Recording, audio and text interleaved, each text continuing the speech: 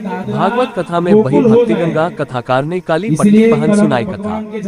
आतंकी हमले पर जताई नाराजगी, जगाया देश प्रेम। नगर पालिका अध्यक्ष रजनी सिटी और दादरा पंचायत की सरपंच सुमित्रा बेन जेती भाई पटेल भी पहुंचे। सिलवासा राधा कृष्ण अपार्टमेंट दादरा में श्रीमद् भागवत कथा के दूसरे दिन कथाकार ने श्रद्धालुओं को आज का प्रसंग परीक्षित महाराज का जन्म और सुखदेव जी से मिलन रहा और श्री कृष्ण और अर्जुन से जुड़ा प्रसंग सुनाया।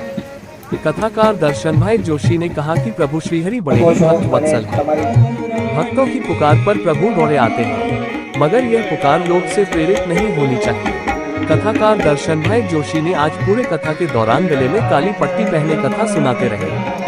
उन्होंने कहा कि जम्मू कश्मीर में निर्दोष हिंदुओं और सैलानियों पर हुए आतंकी हमले के विरोध स्वरूप उन्होंने गले में काली पट्टी बांधकर कथा सुनाई है। हम सभी को अपने धर्म के साथ अपने राष्ट्र राज्य के प्रति भी भक्ति भाव रखना चाहिए।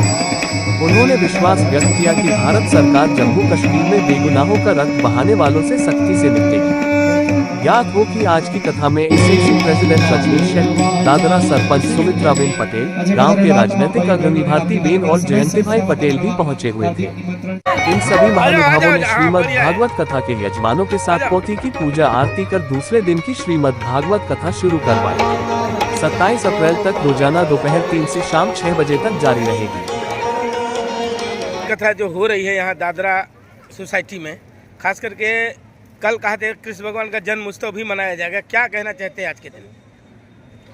सच्चिदानंद रूपाय विश्वोत्पत्त्यादि हेतवे तापत्रय विनाशाय श्री कृष्णाय वयं नमः।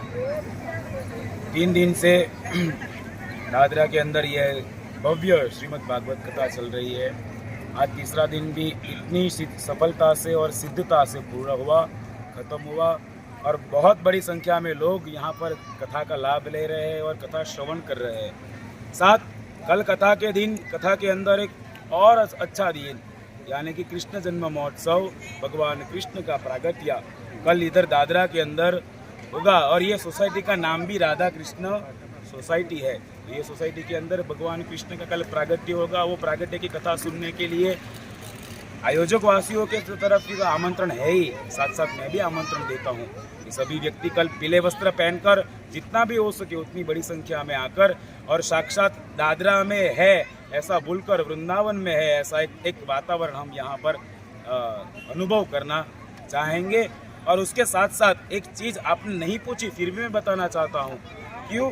कौन सी चीज़? कि कल एक हमारे भारत देश के अंदर ऐसा बनाव हुआ कि जो नहीं होना चाहिए। कल पहलगाम के अंदर, कश्मीर के अंदर आतंकवादी हमला हुआ और वो भी हमला कहाँ पर हुआ? तो जो टूरिस्ट गए थे वो टूरिस्ट पर टेररिस्ट अटैक हुआ। मैं ऐसे तो कभी काली साल अपने कथा में डालता नहीं हूँ, लेकिन वो इसके लिए जो हमला हुआ उसका विरोध दर्शाते हुए, ऐसा नहीं कि आज ऊपर वाले लोग ही हिल रहे, ऐसा नहीं।